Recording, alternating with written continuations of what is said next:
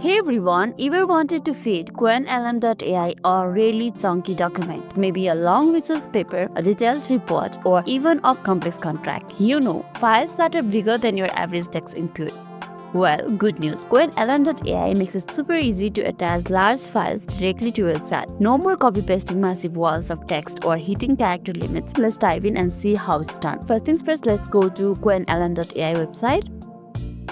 And always make sure that you have already logged into your account. And once you have logged in, you can see search type of interface. Look for the attachment icon, which is usually like a paperclip or sometimes a plus button. It's typically located near the text input area where you can type your prompts for Qwenlm.ai. It's over here, as you can see. Now click on that icon. This will open your file explorer. Now navigate the file that you want to attach. Remember, Qwenlm.ai can handle various type of files like text documents, PDFs, and more. Let's choose one of it. I'll just this doc.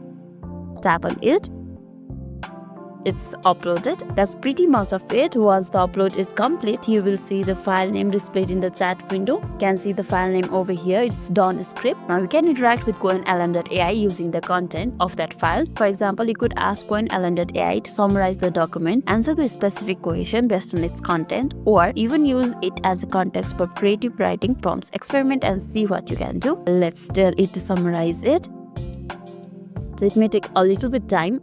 Here it is. My document was all about voiceover script for EV tutorials, and here's the content about it. So it summarized the content very goodly in my view. Attaching the large files in Qwenlm.ai is so straightforward, don't you think so? Give it a try yourself right now. Attach a file, see how Qwenlm.ai can help you unlock its potential. Let me know in the comments below what kind of files you are uploading and how you are using this feature, and happy creating. If this video made your day a little bit easier, don't forget to like and subscribe for more amazing tips. Thanks for watching and see you in the next video.